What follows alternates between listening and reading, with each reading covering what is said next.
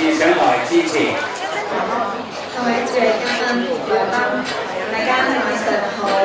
今晚好榮幸大家一齊喺度見證呢個好有意義嘅2012國際太太體育。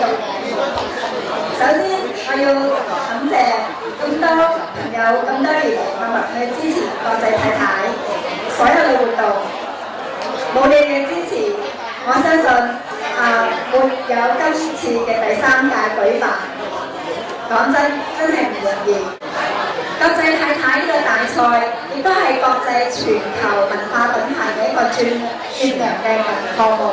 喺國際文化嘅舞台上享有盛名。同時，感謝各位出席今晚嘅新聞發佈會。我喺度向大家宣布2012年國際太太總決賽頒獎典禮將於2012年嘅10月19號晚上7時，假座九龍灣會展國貿中心演講廳隆重舉辦。今屆特別支持就係關愛乳癌，活着就是恩典，作為今晚嘅大會嘅主題。以下我想分享一下我本人嘅心聲，希望大家能夠明白到呢一屆意義所在。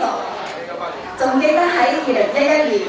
國際太太競選嗰晚大賽嘅前夕，我收到一份喺眾人都感覺到好可怕嘅報告，令到我整個人都真係有震撼同埋崩潰嘅感覺。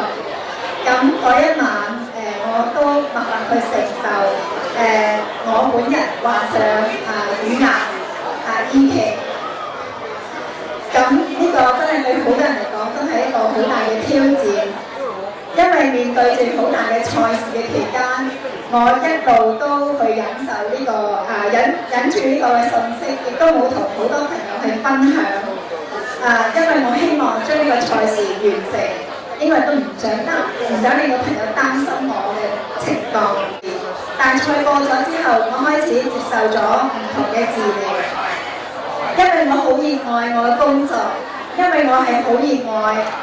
我喺社會服務咗社會呢20幾年嚟嘅一啲嘅慈善活動。當我停落嚟嘅時候，我明白到我咁多年嚟，我錯失咗我好多人生美好嘅時間，特別係我自己嘅家庭。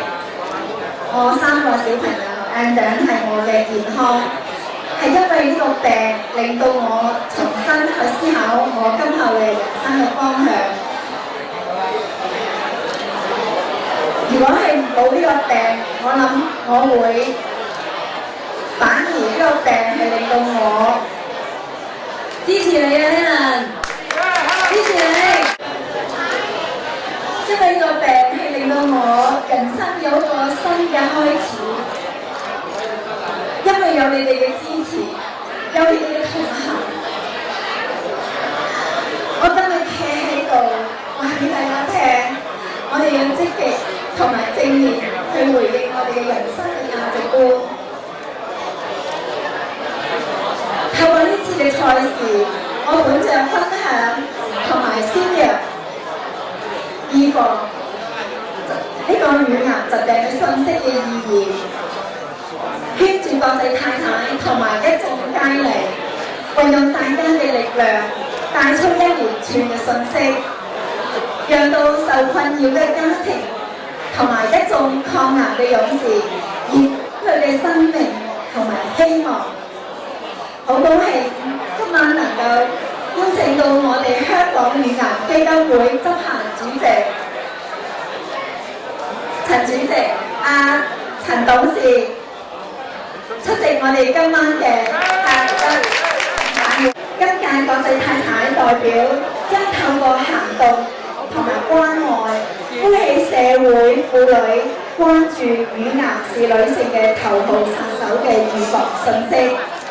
我哋希望透過是次嘅大賽，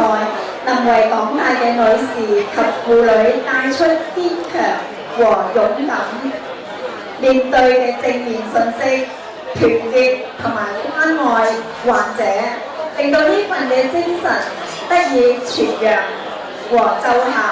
協助更多病患者及其家庭建立正面嘅價值觀，面對挑戰。